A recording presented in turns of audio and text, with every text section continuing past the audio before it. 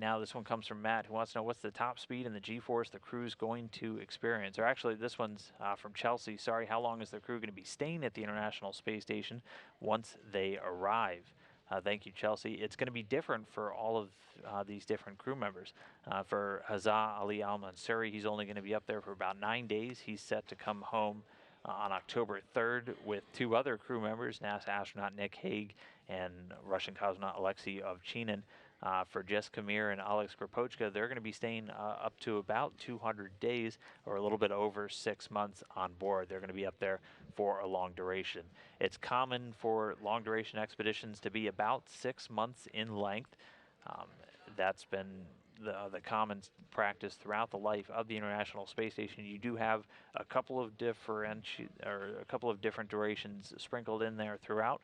Nowadays, or over about the last year, about 200 days is the common length, but some are even starting to surpass that. For example, NASA astronaut Christina Cook, thanks to some seat swapping, is going to be staying on board the International Space Station over 300 days, doing a very long duration mission. She's actually going to be setting the record for the longest single space flight by a female astronaut. And she's going to be getting very close to the U.S. record for a continuous space flight, which Scott Kelly set back during the year-long mission of 340 days.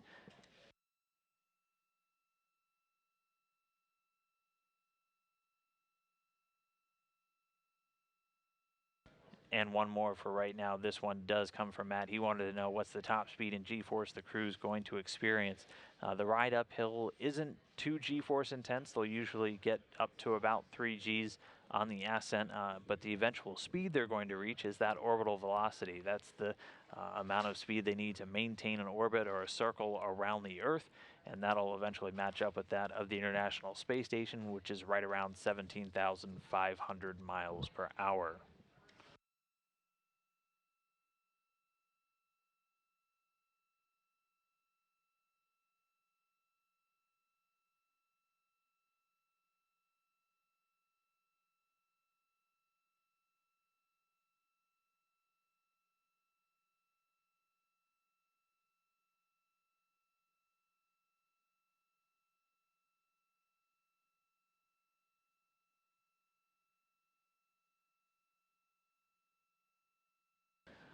Well, right now we are 21 minutes and counting away from the launch of these 3 crew members. Jessica Meir and her crewmates did describe the significance and the symbolism of their Soyuz MS-15 patch, which you can see here during a recent crew news conference. Why don't we hear it from them in their own words?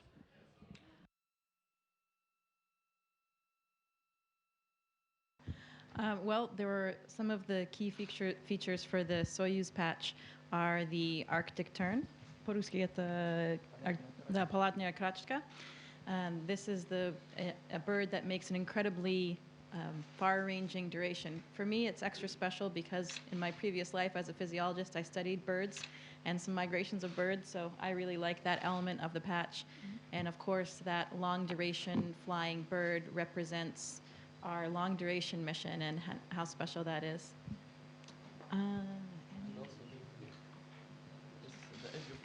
This and also the colors, the edge of our batch is representing the 50th anniversary of Apollo landing. Yes, the colors at the edge. And also you can see also a UAE flag with my name in Arabic. That's in Arabic, so if you're just wondering what's it's written there. So it's my last name, Almansoori. It's written in Arabic. And also this batch is also the same batch flown the first time Oleg in his first mission. In the same design. Ну да, как сказала Хаза, нам хотелось. Yes, reiterating Hazzaa's words, I wanted to show some continuity between my first flight. My first flight showed a stork, and my second also had a bird on it, and this time we have this bird that Jessica mentioned. Also, we have a ship station that we're going to work on, then the moon, which is our subsequent goal as our next stage. when flying in deep space, Наверное, все. Джессика уже все объяснила. interstellar area. That's it. I think Jessica explained all of it, and Hazzaa too. Вопрос был Back right now with a live look at that Soyuz rocket on the pad. We are still counting down. We are 18 minutes, 30 seconds away from liftoff again, scheduled at 8:57 a.m. Central Time, 6:57 p.m. in the evening over there in Baikonur. The Soyuz rocket itself stands 162 feet tall, weighing in at 680,000 pounds, and consists of the Soyuz MS-15 spacecraft inside of a protective shroud up at the very top, and the three-stage Soyuz FG booster below. The spacecraft itself was mated to the booster, and the three main stages were joined together earlier this week on Sunday.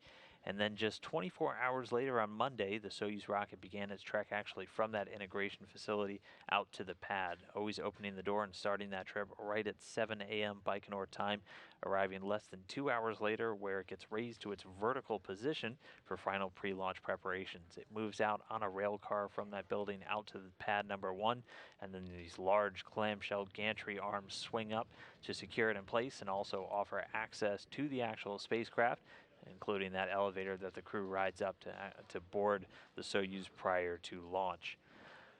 The first stage of the Soyuz rocket has 4 liquid-fueled engines that are strapped to the side of the core vehicle, and each of those is going to burn for about 1 minute and 58 seconds before they drop away. You can see those engines in this shot of that video from a little bit earlier this week. They're the small parts at the bottom that actually protrude out from the Soyuz spacecraft, and we'll see them light up just a few seconds prior to the liftoff and begin carrying the Soyuz into orbit. Here's a quick animation of how this ride is going to look. So those engines will actually start firing for several seconds before liftoff. Eventually, their power overwhelming the grapple arms that are holding it in place, and they're actually only held in place by gravity. So once the thrust of the vehicle is strong enough, it'll make those break away, and the Soyuz will leap away from the pad. Again, 4 strap-on liquid-fueled boosters help power the first stage, and they burn for just about 1 minute and 58 seconds. First, the escape tower will jettison, followed by those 4 boosters. Depending on if it's a clear enough day, we may be able to get some video making something called the Koryov cross when they break away. The launch shroud, once the vehicle is high enough, will depart, and then the core stage continues burning until it's time for the third stage. That core stage serving as second, burning until 4 minutes 57 seconds into the flight. The third stage lights and actually starts firing before before that first stage, core stage, drops away, something called a hot staging technique. And that'll continue to burn until about 8 minutes and 45 seconds into flight. And then after that, it's time for vehicle separation. Soyuz will separate from the top of that third stage, and it will be flying free and ready to make its chase down of the International Space Station. We're still counting down, though. Right now, we are 15 minutes, 20 seconds away from liftoff. Atop the rocket, Jessica Meir, a NASA astronaut, Hazzaa Ali Almansoori, the astronaut from the United Arab Emirates, and Oleg Skripochka, the Russian cosmonaut, just strapped in and counting down. We're just coming up on 15 minutes.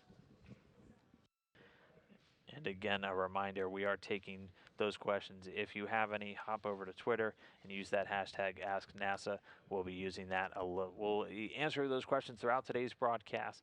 We won't get as many today during this pre-launch, but we'll have plenty of time later on when we're in the docking and hatch opening shows. So be sure to keep on sending those in. Now, though, let's learn a little bit more about the Soyuz spacecraft itself, which measures in at 23.5 feet long, tipping the scales at 15,650 pounds. And the Soyuz itself, the spacecraft, is also comprised of 3 different modules. At the very top, you see the orbital, in the middle, the descent where the crew actually is, and on the bottom, the propulsion module.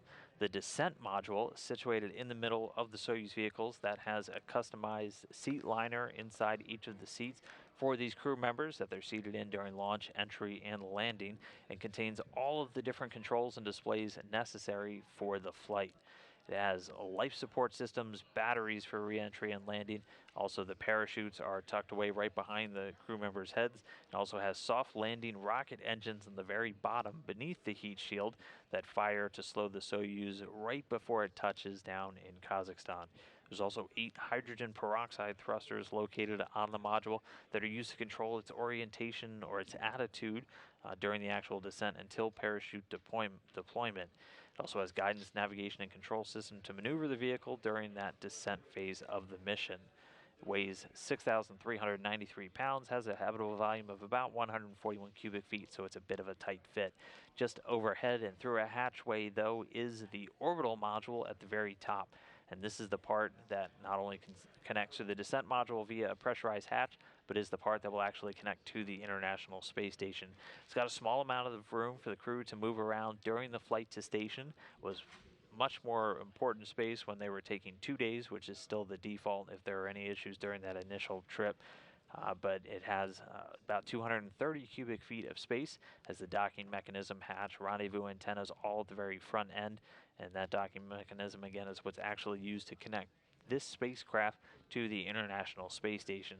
And then the rendezvous antennas, which are on the very top, that are used by the automated docking system, which actually use radar, will maneuver it towards the station for docking. There's also a forward-looking window on the module for the crew to take manual measurements of distance.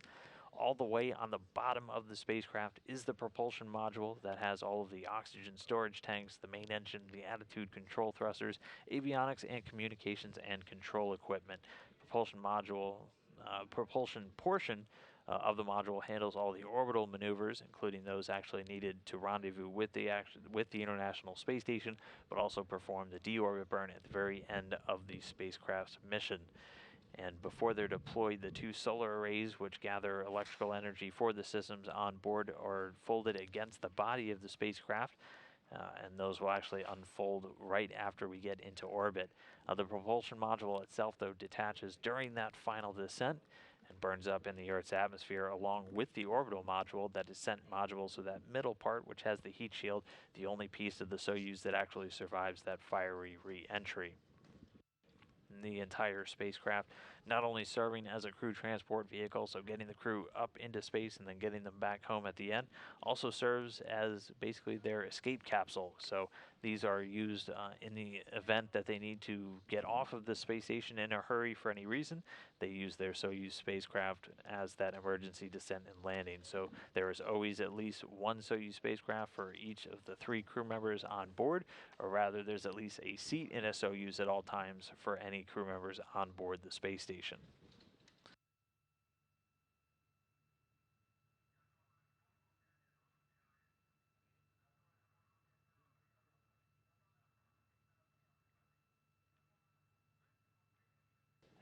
We are 10 minutes and 42 seconds and counting down to launch.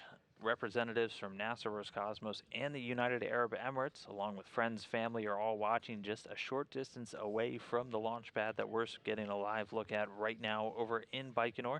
For a quick update on all of the activities there, why don't we go to Baikonur veteran and NASA Public Affairs Officer Rob Navius.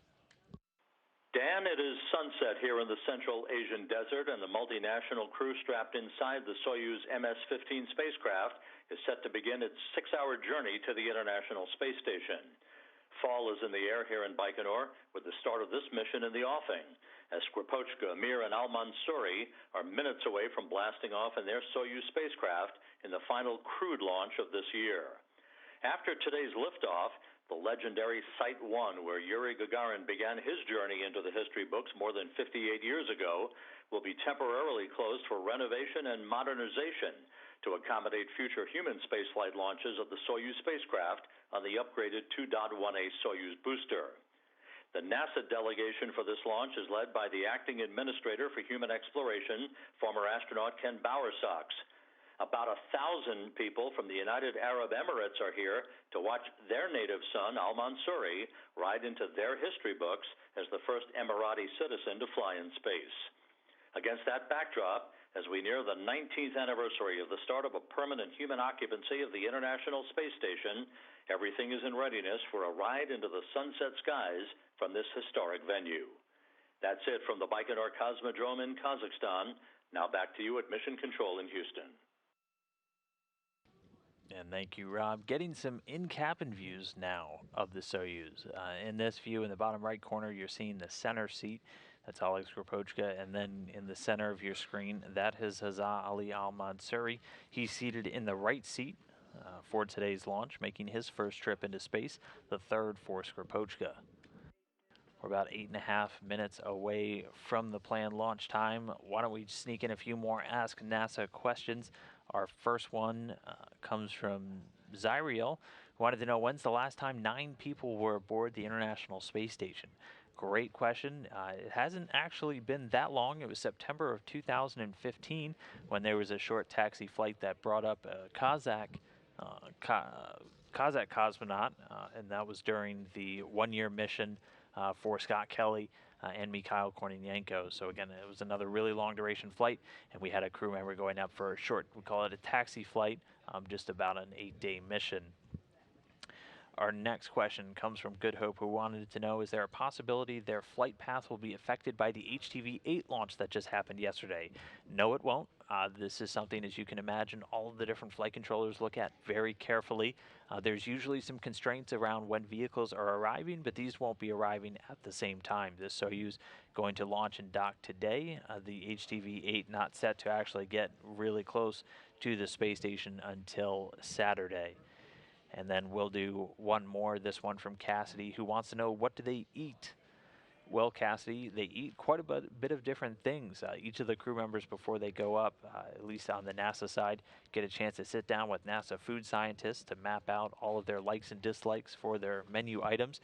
It's much more diverse of a menu than you might imagine, getting everything from shrimp cocktail to different pork chops, things of that nature. Food in space, not as you might imagine. They don't have the freeze-dried ice cream.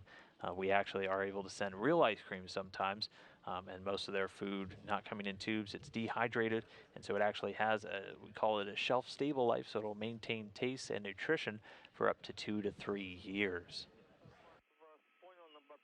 Right now, though, we are just under 6.5 minutes away from launch. We have teams here in Mission Control Houston standing by to monitor. They'll be much more involved once the vehicle actually approaches the space station, and then overseeing today's mission, Mission Control Moscow out in Koryov.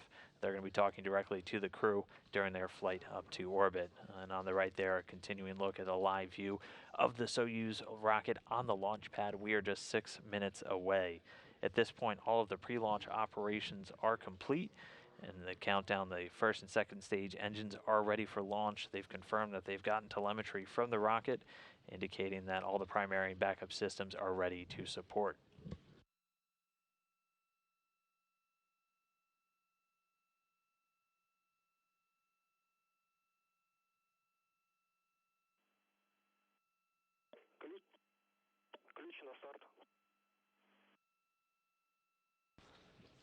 And we just heard the call that the launch key has been inserted in the launch bunker. That's probably one of the coolest things about one of these launches, is they do use an actual key. That transitions the launch sequence into its automatic mode. So we are T-minus 5 minutes, 15 seconds away from launch. And at this point, the range at Baikonur has been cleared. The Soyuz rocket ready to begin its journey.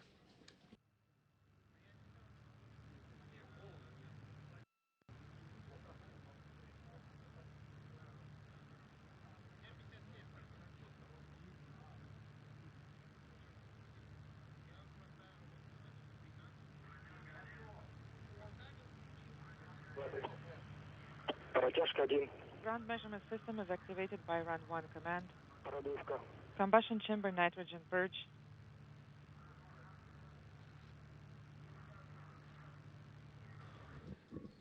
We are T-minus 4 minutes, 30 seconds at this point. Fuel lines, the combustion chamber being purged with nitrogen, so using a nitrogen gas to blow out any remaining vapors of fuel or oxidizer that may be in those fuel lines.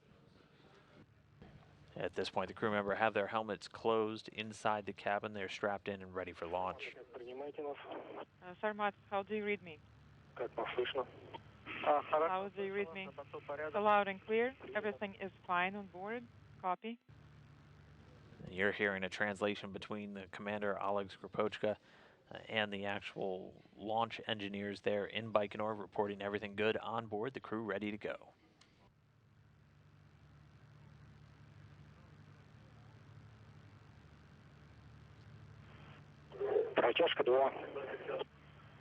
Ground measurement system is activated by Run 2 command.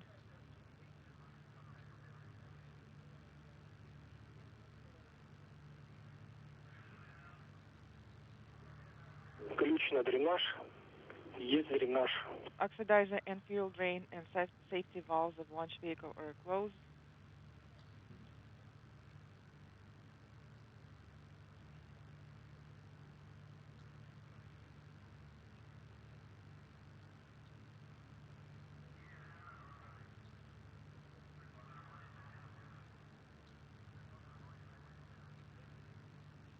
And just passing the 3-minute mark now away from launch. All the cockpit displays inside the Soyuz are lit up and ready for cosmonaut Oleg Skripochka to keep an eye on during today's flight.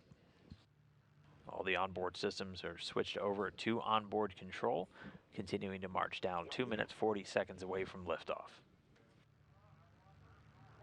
Repress.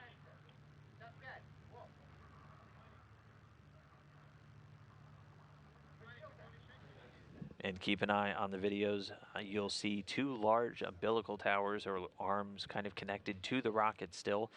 The taller one is the first umbilical tower. That'll separate the booster and that'll initiate auto sequence start. That coming right at around T-minus 35 seconds. And when you see the smaller umbilical detach, that means we are 15 seconds away from launch.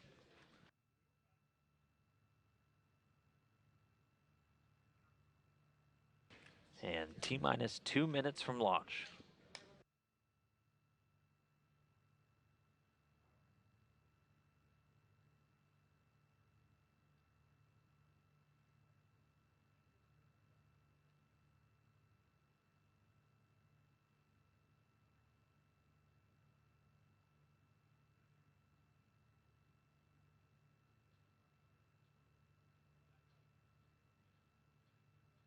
One minute, 30 seconds away. It does look like we have some cloud cover there in Baikonur, so you may see it disappear into the cloud deck pretty quickly. That first stage going to light up the night sky, though. It's going to burn for the first several minutes before those 4 strap-on boosters break away at just about 1 minute and 58 seconds into the flight.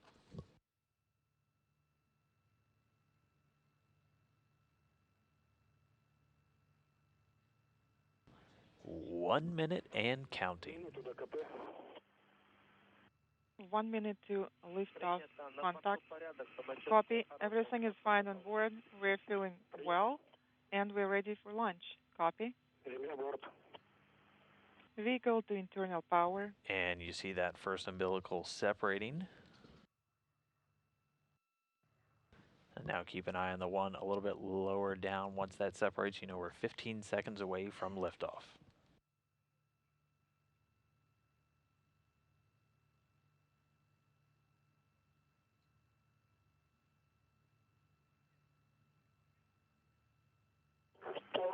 Пуск. Бортовое питание. Auto sequence initiated. Auto sequence start. Second umbilical separating. T-minus 15 seconds. You can see the engine starting to fire. Second umbilical. The first stage ramping up. Промежуточная. Engine turbo pumps at flight speed. Engines at maximum thrust. And liftoff. Liftoff. Oleg Skripochka, Jessica Meir, Hazzaa Ali Almansoori leaping forth from Gagarin start on their way to the International Space Station. 15 секунд. 15 seconds in flight. Двигатели первой и второй ступени работают устойчиво. First and second stage thrusters are operating just fine. Copy. Everything is fine on board the Soyuz. We're feeling great. Copy. We're going to continue to get these translations throughout the flight. Everything's still sounding good with that first stage.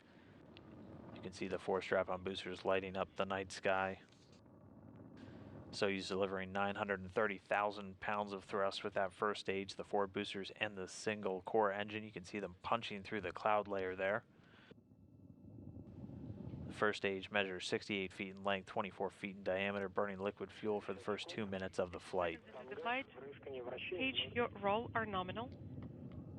So pitch, yaw, and roll referring to the orientation of the vehicle. Nominal, a word you'll hear a lot. That just means everything is proceeding normally. Continuing to get good first stage indicators from the Soyuz.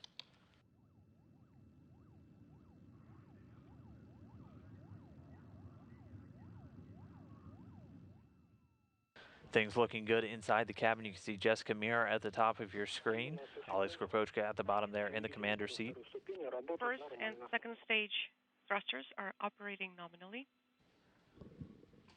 A little over a minute and a half into the flight, everything continuing to go well with the Soyuz crew. They've already well exceeded over 1,100 miles an hour. The next things we're going to be looking for is the escape tower jettison, and then the first stage strap-on boosters separating. And they're getting a great view. You can see that choreograph across the first stage. Strap-on boosters have separated along with that tower. Now the core engine continuing to fire. The Soyuz already at an altitude of about 28 statute miles.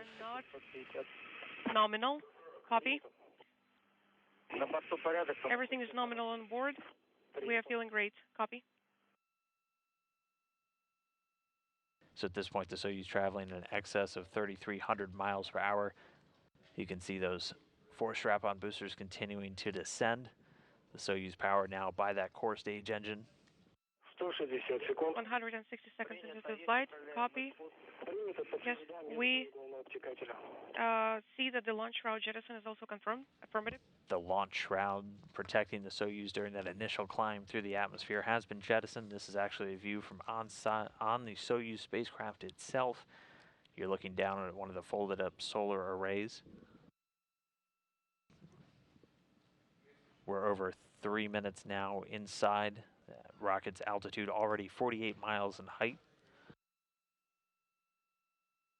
At this point, traveling in excess of 4,700 miles per hour. 200 seconds into the flight. Second stage thrusters are operating nominally. So everything continuing to go well with that core stage. The core stage booster of the Soyuz, 56 feet in length, 13.5 feet in diameter, has a single engine with 4 fuel chambers, and it provides between 178,000 and 220,000 pounds of thrust, depending on the altitude, for its 3 minutes and 28 seconds of operation. This is going to continue to burn until about 4 minutes, 43 seconds into the flight, and Soyuz is going to use what's called a hot stage technique. Copy all. Everything is nominal on board. We're feeling great. Copy. Reports everyone doing well on board, everything continuing to go well. Again, that hot stage technique will actually see the third stage start to fire while the second stage is still connected. It has a lattice-like structure between the 2 stages, allowing the exhaust to escape, and that allows then the core stage to drop away, with the third stage already powering the Soyuz into its initial orbit. The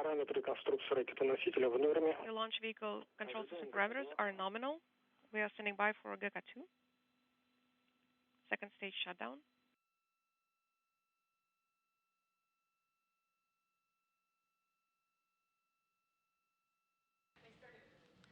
And standing by for that third stage ignition.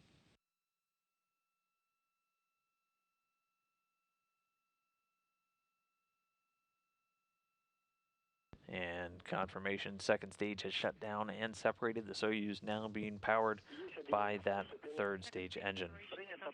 Copy. GK2 command, cutoff command went through, and everything is nominal on board. Copy all. Everything continuing to proceed smoothly. The core booster separating at an altitude of about 105 miles in height. It's about 170 kilometers. Now being propelled by the single engine of the third stage. It provides about 67,000 pounds of thrust and is going to burn for a little over 4 minutes. It will be the final phase of the rocket's journey into orbit. Third stage thrusters are operating nominally.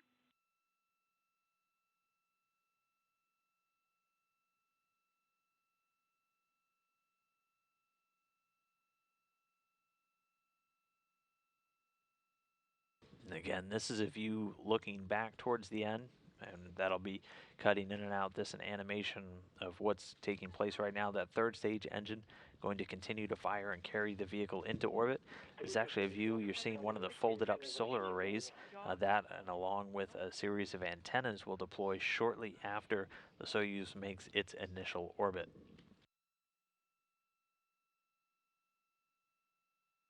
We're still about 2.5 minutes away from the shutdown and separation of the third stage. Everything continuing to go smoothly for this ride, taking off right on time at 8:57 a.m. Central Time. Everything looking good so far with the crew. Oleg Skripochka, Jessica Meir, and Hazzaa Ali Almansoori inside the spacecraft, well on their way to orbit. 400 seconds into the flight. The spacecraft is stable.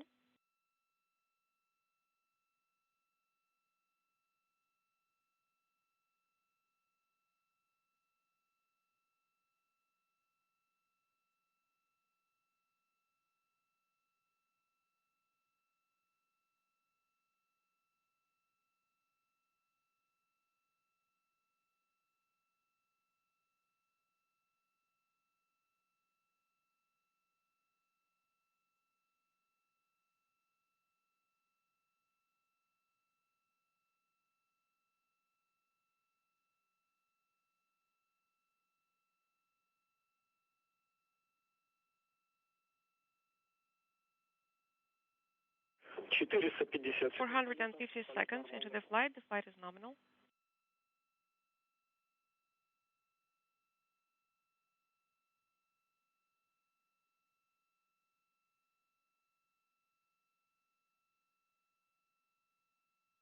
And we're approaching 8 minutes since liftoff. At this point, the vehicle traveling at a velocity of over almost 13,500 miles an hour. We're just under a minute away from third stage shutdown and separation. We'll see the engine on the third stage cut off and separate, delivering the Soyuz spacecraft into its initial orbit. 490 seconds. The spacecraft is stable. Copy all. Everything's nominal on board, and we are feeling great. Copy. 500 seconds. Everything is nominal.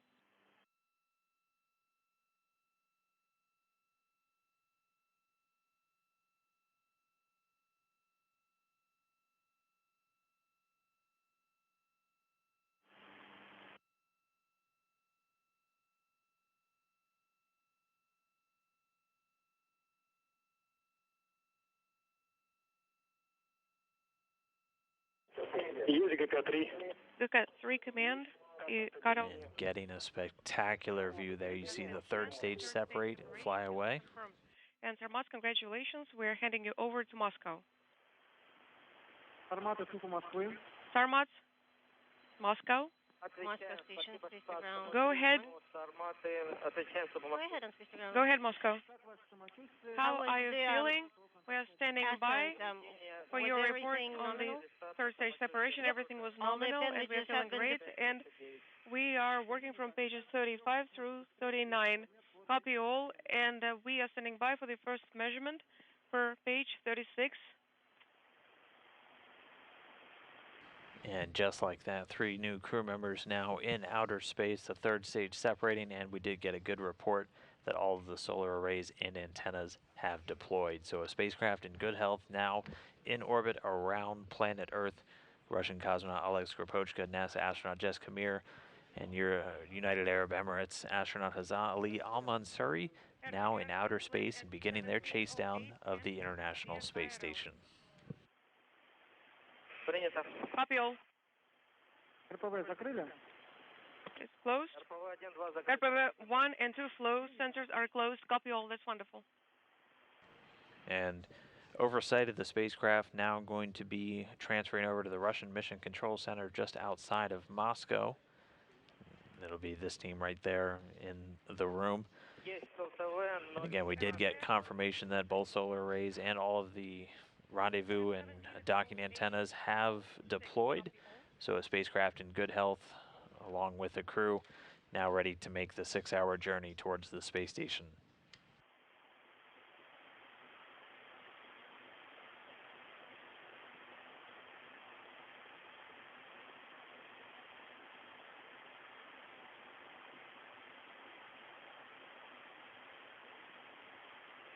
Сарматы, получаем картинку. Sarmats, we can see the image.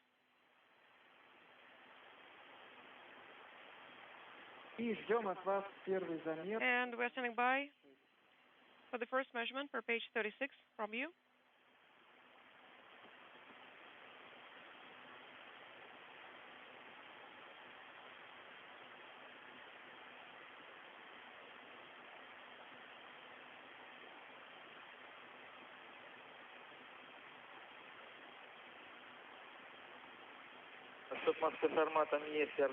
Moscow, this is Sarmat.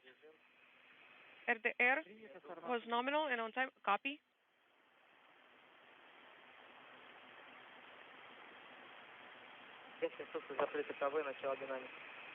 RPVs are closed. Copy. Moscow, this is Sarmat 2. I'm ready to report the first measurement. We are ready, Sarmat 2. 17:08:05. SR pressure is 824. Bow pressure is 821.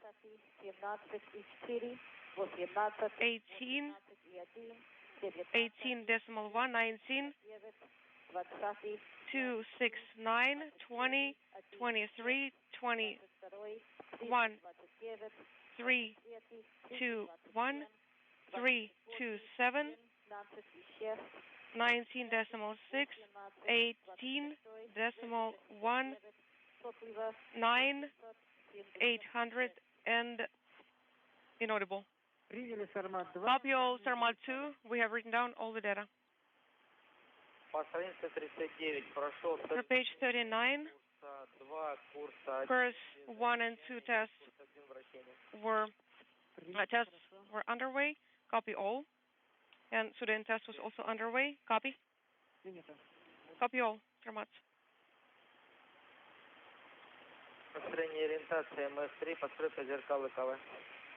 We are building the attitude right now. Sarmats, at the end of this compass at 17:18,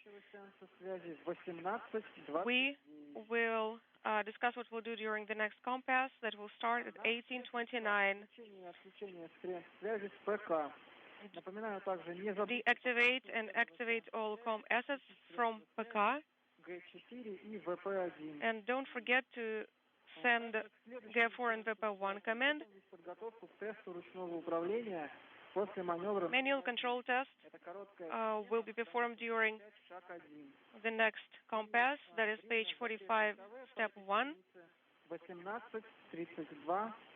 And EKV inhibit on the same page is at 18:32:00. How copy? Copy all. Also, for your information, per page 41, satellite attitude or satellite time is 18:41 through 18 inaudible. Come again? I did not quite catch that. 17:41, 18:01. That is the satellite time.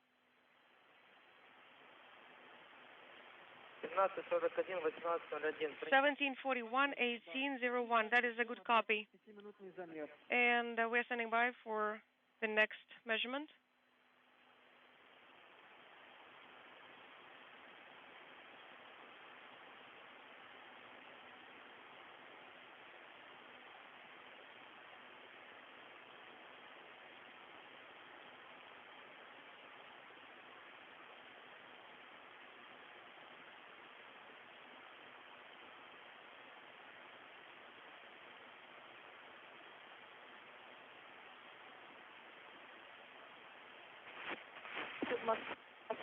Moscow Sarmat 2, I'm ready to report the next measurement for you.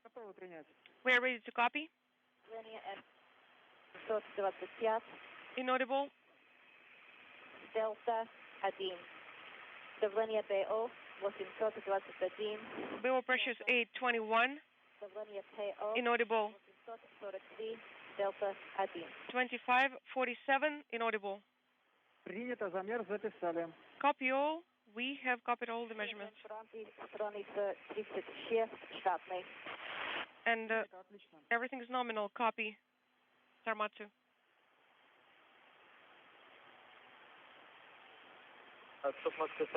Moscow Sarmat 1. So again, the crew now in space. You can hear them running through a number of different system checks on board the Soyuz. We are going to take a couple more hashtag Ask NASA questions. This one from Gurman wanted to know, does NASA ever answer the hashtag Ask NASA questions? And I can definitively say yes, Gurman, yes we do. Our next one comes from Harvard Elementary. Some fourth grade students wanted to know, what do astronauts do for entertainment while in space? It's actually much cushier now to be an astronaut than it was even years ago. The astronauts have access to internet while they're up there, so they also have books. They can read things online. We have TV and movies made available for them. They also have several instruments usually on board the space station, so plenty of ways to stay entertained while they're spending very long durations in space. Our next question comes from Chris. Wanted to know, how long does it take to train to go to space? It depends on the mission. For most of these astronauts that are going up to do about 6 months to a year in space, they'll spend about 2 years training just for that mission. So to become an astronaut, you'll go through a few years of kind of astronaut 101 basic training, and then once you do get assigned, it takes about 2 years, and that's training not only here in Houston, but all over the world. They'll spend a lot of time over in Russia training on the Russian systems, especially if they're going to fly on one of these Soyuz spacecraft, but also in places like Japan and different countries in Europe for the different systems on board the station managed by those different countries. Mrs. Melcher's class wanted to know, why is the launch in Kazakhstan and not UAE, Russia, or USA? Well, it goes back to where the former Soviet Union built all of their launch facilities. It was actually built in Kazakhstan while it was still part of that country.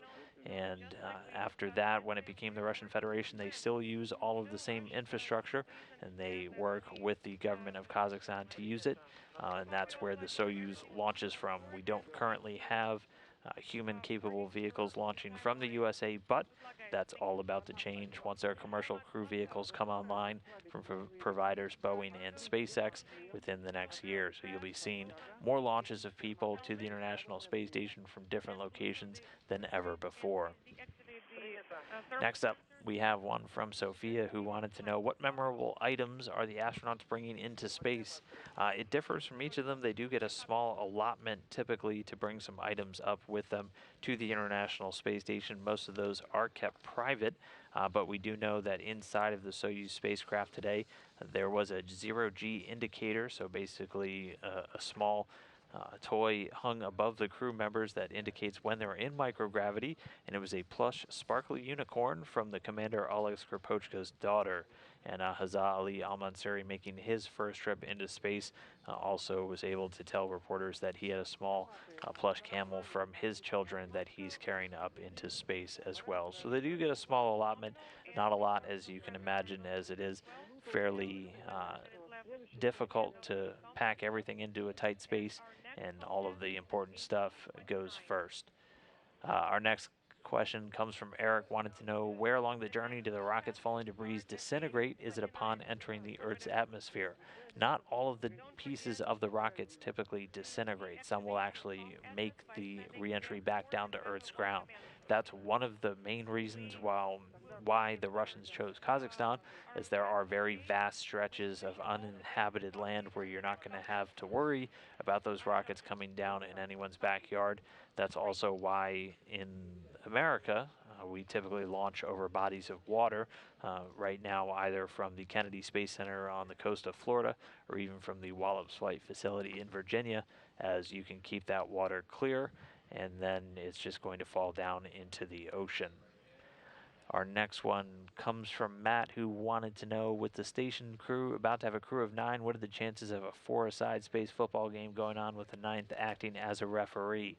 I would say the chances are pretty slim, but they do have some balls on board the station. I know they have a soccer ball and typically have a football, so you never know sometimes what these astronauts will get up to. So stay tuned. I will say follow their social media accounts if you want to get really deep insights into what it's like to live in space All of the astronauts, most of the cosmonauts and the international crew members, like Luca Parmitano, very active on Twitter when they have some free time, bringing the entire world along for these journeys while they are up there. Our next question comes from M7 MDS91. Wanted to know, is there any future plans to increase the number of crew on Soyuz? There's no plans to increase the number of crew on Soyuz. It is a 3-seater, and that's what it's going to remain. But once we start flying those commercial crew vehicles I talked about, those hold 4. So you will see an increase in the total size of the population on board the International Space Station from 6 all the way up to 7. And we're also working on finding a new permanent place for that 7th crew member to sleep once they are on board. So I know we had a lot of questions earlier about sleep quarters. With the 9 people today, 6 of them will have their own sleep quarters. 3 will be kind of temporarily camping out in different modules. But eventually, once we head up to 7 crew members, there will be a 7th crew cabin added on board the station. Our next one comes from Cassidy, who wanted to know, do they all speak the same language on board, or is there a language that they speak where they can all communicate? Yes, there is. While they're on board the Soyuz spacecraft, they all speak Russian, so all of our crew members go through some pretty intensive Russian language training along with the international astronauts riding aboard, and that's just to they're having to talk directly to Russian flight controllers. Most of the crew members will also speak English, but there's usually a bevy of languages spoken on board the International Space Station. The primary 2 are Russian and English. And then our last one for right now comes from Bubbles. Wanted to know, how do astronauts remain fit in space? Asked by an 8-year-old. Well, 8-year-old Bubbles, it comes from working out 2.5 hours every single day. For now, though, we're getting a treat. We're getting some replays from that launch. Again, the Soyuz lifted off today at 8:57 a.m. Central Time. This morning at 9:57 a.m. over on the East Coast. We're actually over in the next day in Baikonur.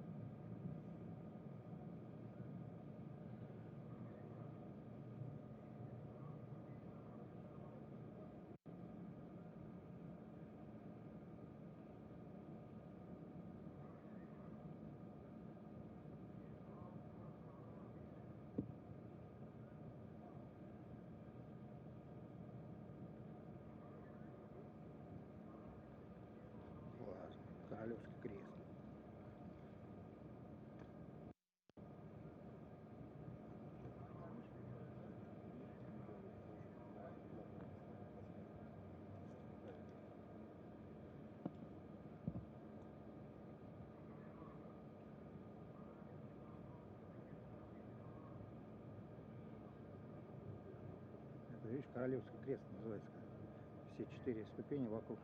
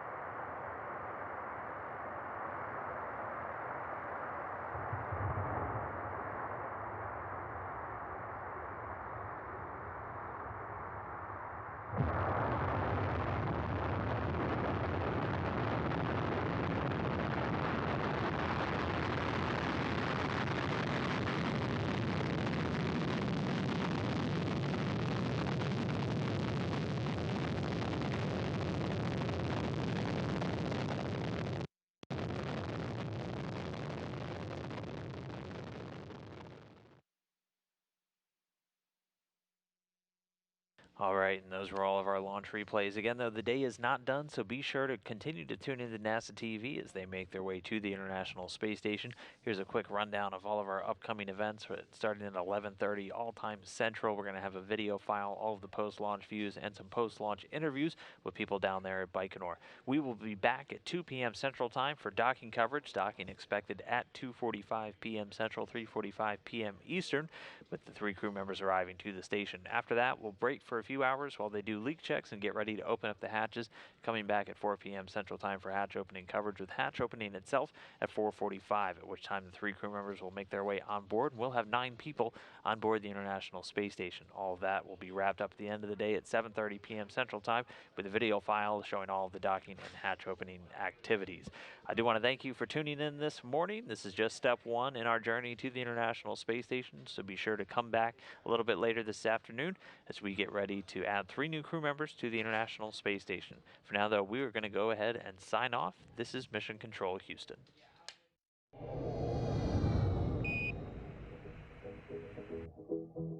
Hey, you're watching NASA TV, on the air and online every day, on this planet and beyond.